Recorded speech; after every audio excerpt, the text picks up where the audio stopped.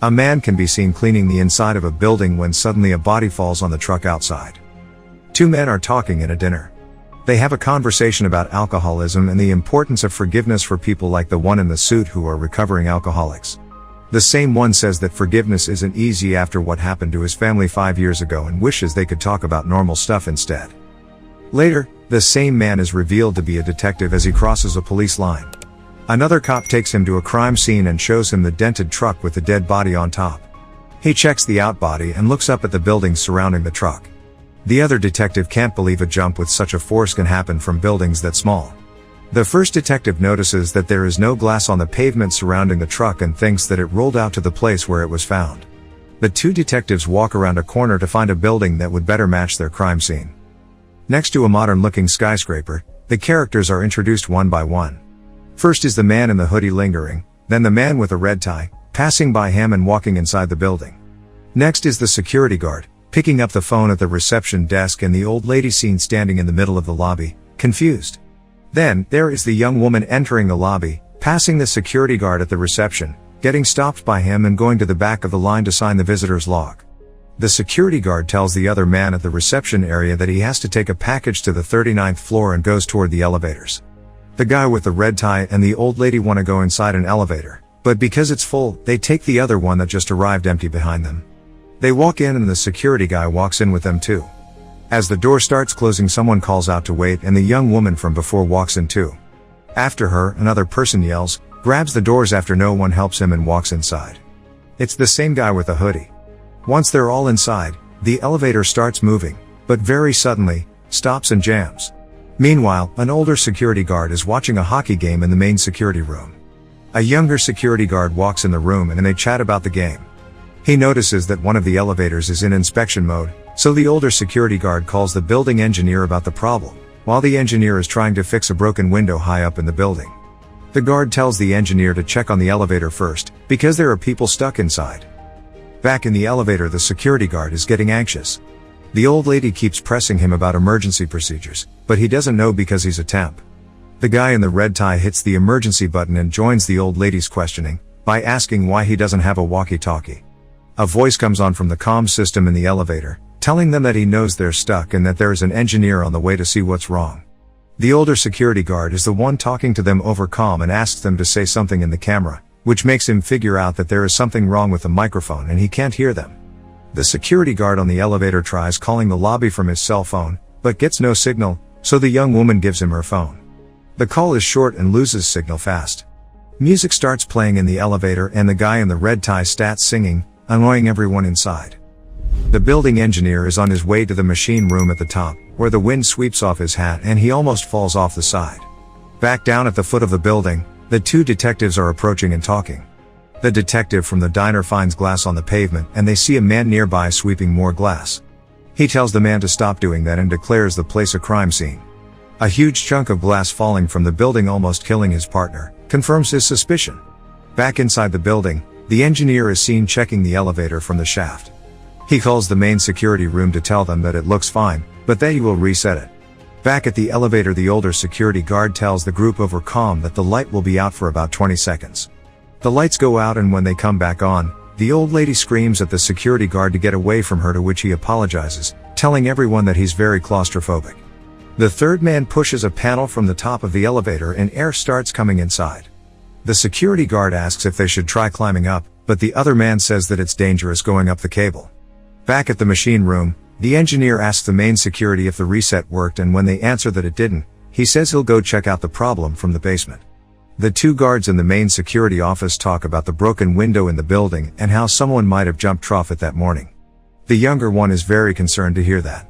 Back on the elevator, the man in the red tie gives the old lady his business card. The group starts having a conversation prompted by a comment he makes about the old lady.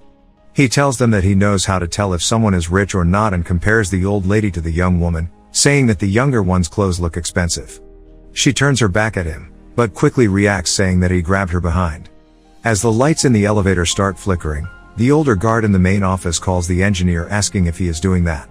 The engineer says that he's just looking at the elevators from below and that it looks fine from there too. He pulls a lever on the side of the elevator and asks if that helped. The older security guard informs the engineer that there had been no change, So he says he will go back on the roof and reset it manually. The lights in the elevator flicker again. They're watching it happen from the main office, when the younger guard sees something strange on the screen that scares him. The engineer hears a strange noise and follows it under the elevators. Chasing after it, he almost gets crushed by an elevator dropping down the shafts. The lights in the elevator flicker again and then go out completely. Strange noises are heard in the elevator, as the lights go on and off. When the light comes back on for the third time, the young woman is lying on the ground. The guards in the main office ask what's going on, when the younger one notices that the young woman's back is hurt. The people inside are panicking. Red Tie Man notices that he has blood on him and tries to hide it from the others. The young woman says that it felt like something bit her, so the third man asks if anyone has anything sharp that might have hurt her. The security guard in the elevator then sees the blood on the man with the red tie. As he tries to explain that she just fell on him, the security guy goes to frisk him for a weapon. The guards watching for the security room decide that they need to call the police, since there has now been an assault inside the elevator. Outside of the building, the cop from the diner is talking to forensics, when the call about the elevator comes in. He sees that the call is about the building with the broken window and takes the case, bringing along his partner. Back at the main office, the younger guard finds the footage from the moment he saw something strange on the screen and shows it to the older one, who dismisses it as just grain. The younger one grabs his cross, certain he'd seen something evil, but the older one tries to calm him down. Inside of the elevator, the security guard and the third man try to pry open the doors. Even if they could, they don't know if there's an opening in the shaft they could climb to. The old lady is afraid that the elevator is just dangling and might drop down. The man in the red tie tries to help with the doors, but is sent to the back of the elevator away from the others so to keep an eye on him, still thinking that he hurt the young woman.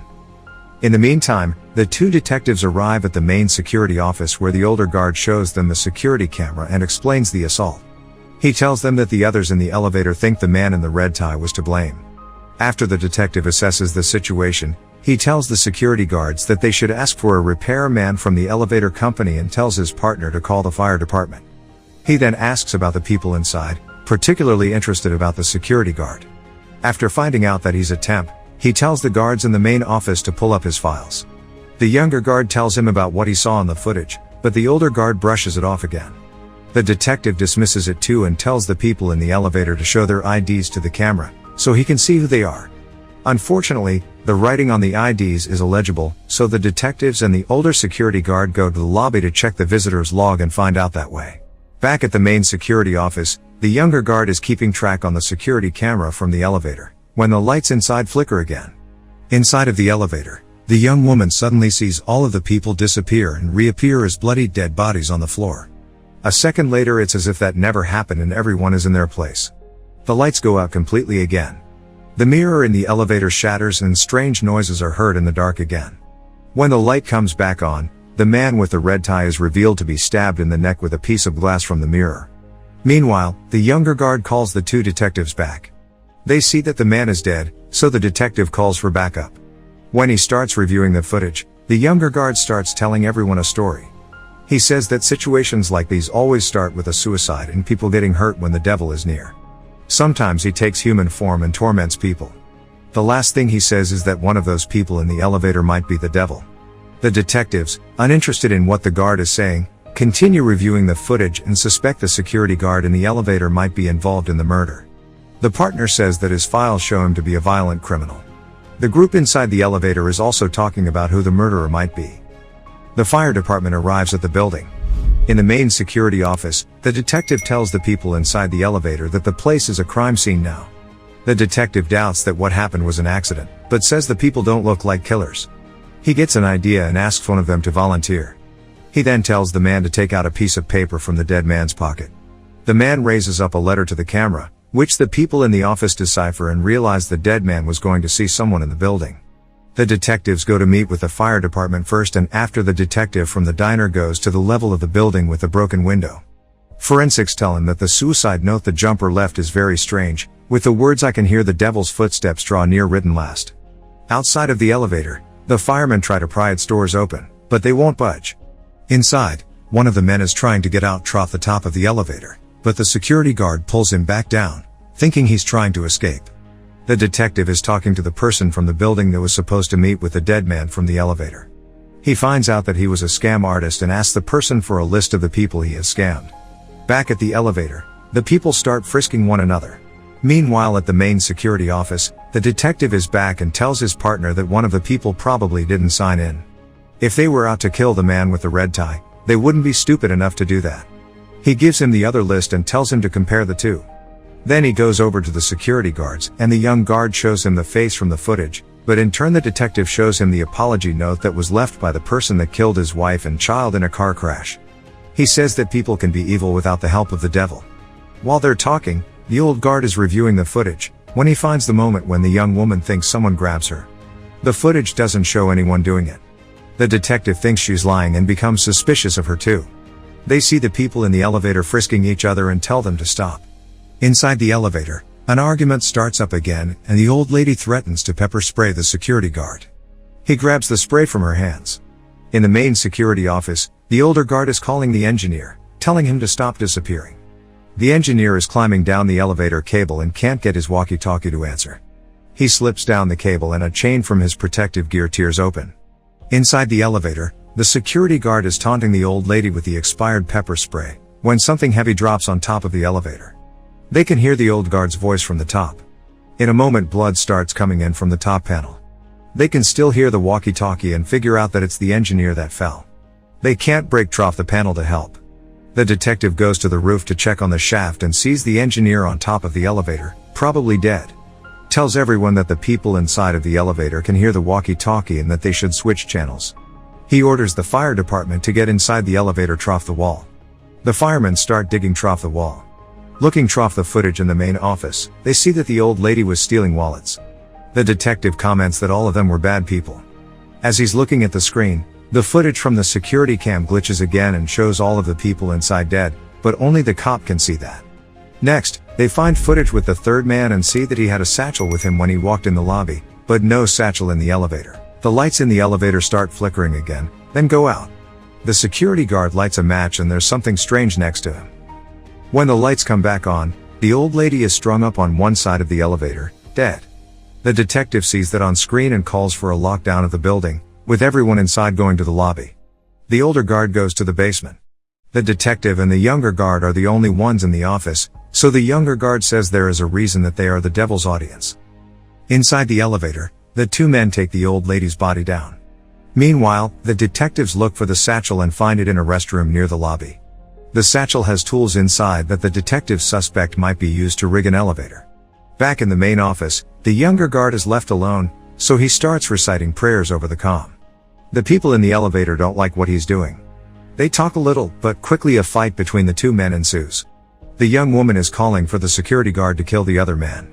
Back in the main office, while the guard is still praying, the detectives walk in and see what's happening in the elevator. They order the people to back away and put their hands on the walls. As the people in the elevator settle down, the cop asks the younger guard how his story ends. He tells him that they all die. His partner then tells him that the young woman has a record too, that she was married to a rich man and that she was in the building to see a lawyer. The two of them run in the lobby and find the lawyer. The only information he can reveal is that they should look into the people closest to her and that his specialty is forensic accounting. The detective asks to get the woman's husband on the phone. Meanwhile, the old security guard is in the basement and turns off the water. He informs the firemen and they continue breaking trough the wall.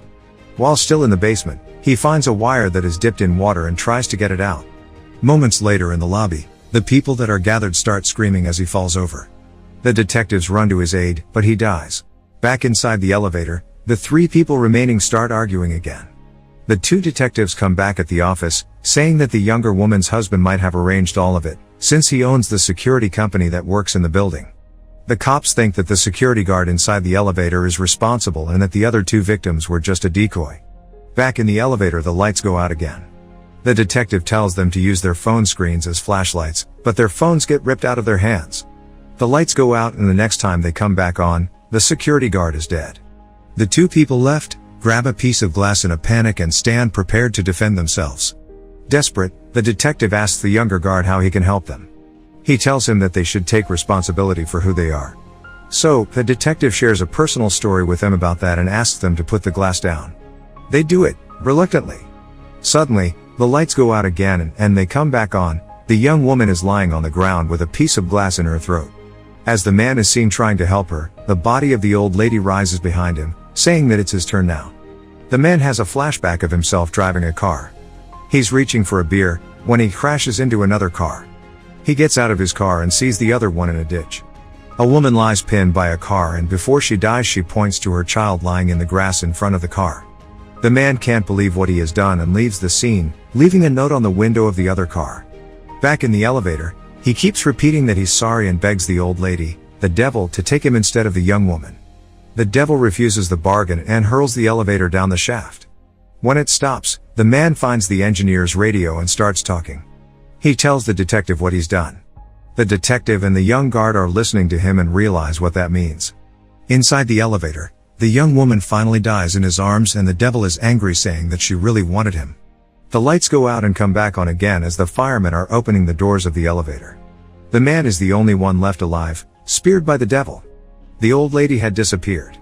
Later, paramedics are taking out the bodies and the detective sees the man sitting in the lobby. He says he will take him in the station.